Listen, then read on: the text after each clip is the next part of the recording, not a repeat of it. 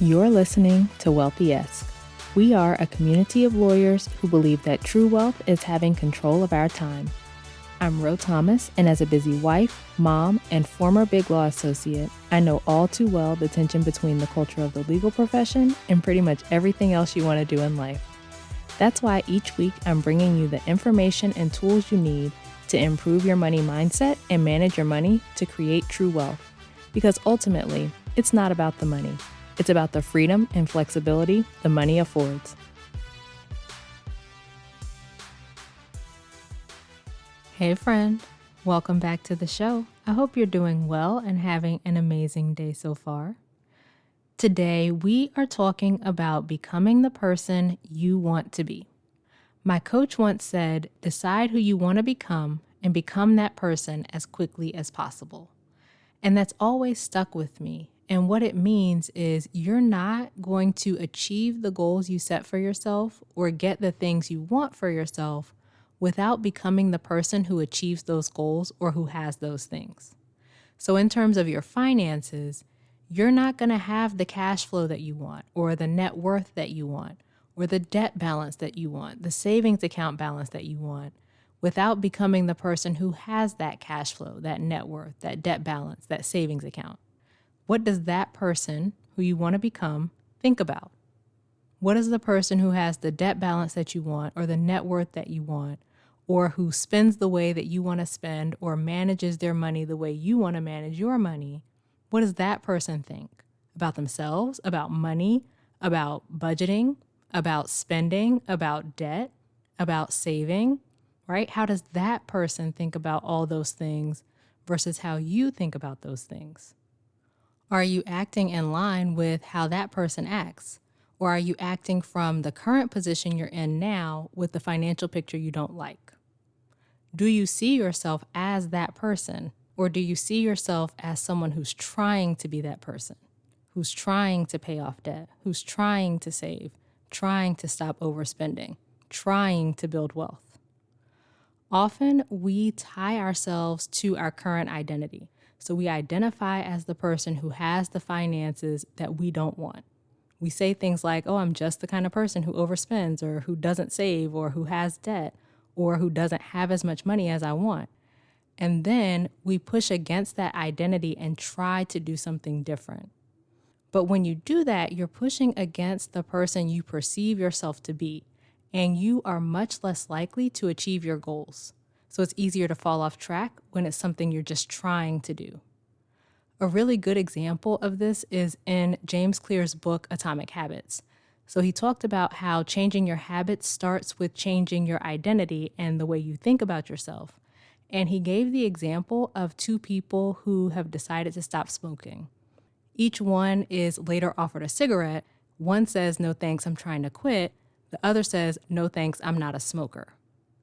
Embodying the identity of not being a smoker, you're going to have a much different reaction, much different thoughts, much different feelings when someone offers you a cigarette. Like if you're not a smoker, it's a no-brainer. You're not taking the cigarette. When this is just who I am, of course, I'm making a decision the way a non-smoker would make the decision. But when you're trying to quit, on the other hand, you're pushing against the person that you believe you are.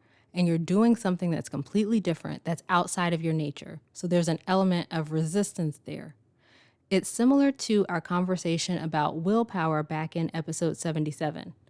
You have to use willpower when you're pushing against what you actually want to do versus when you're changing your lifestyle and making choices in service of your goals. The reason willpower only works for so long is because you're fighting against yourself and what you actually want to do. That takes a lot of energy and you get tired of fighting, so you eventually just give in.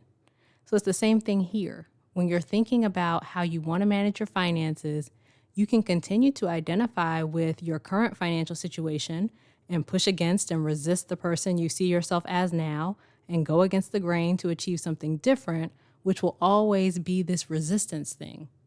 Or you can decide who you want to become and you become that person. You embody that identity. You think like that person. You make decisions that person would make.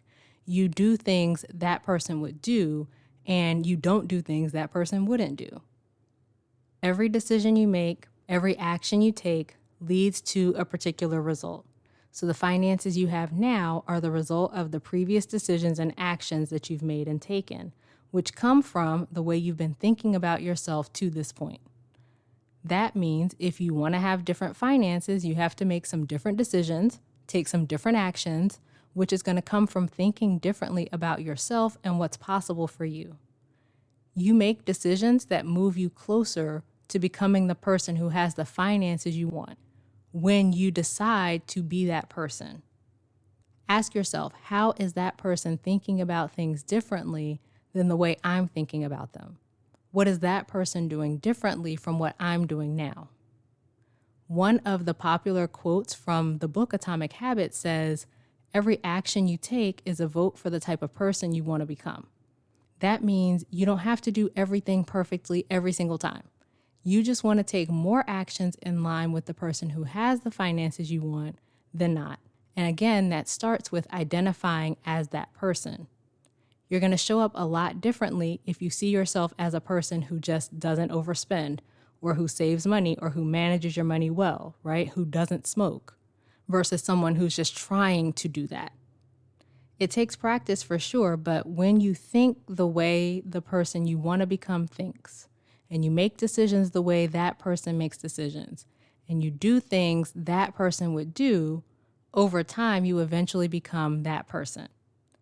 As Hal Elrod once said, let today be the day you give up who you've been for who you can become. And if you want support in implementing a simple process for becoming the person you want to become to achieve your financial goals, let's talk about how we can work together. You can head to rothomas.com/call and schedule your consultation. All right, so that's it for this week's episode. Come connect with me over on social media. I'm on LinkedIn as Ro Thomas and Instagram at I am Ro Thomas. Subscribe to the show and leave a review, both of which will help more people to find it. And please think of a friend or two who you think would find this information useful and share this episode with them. As we close out, friend, I pray that you take the information you learn here, apply it in your life, and open up to the realization that wealth is available to you. As you do that consistently, week after week, you'll continue to take steps to regain control of your time, build wealth, and live the life of freedom and choice you deserve. Talk to you later.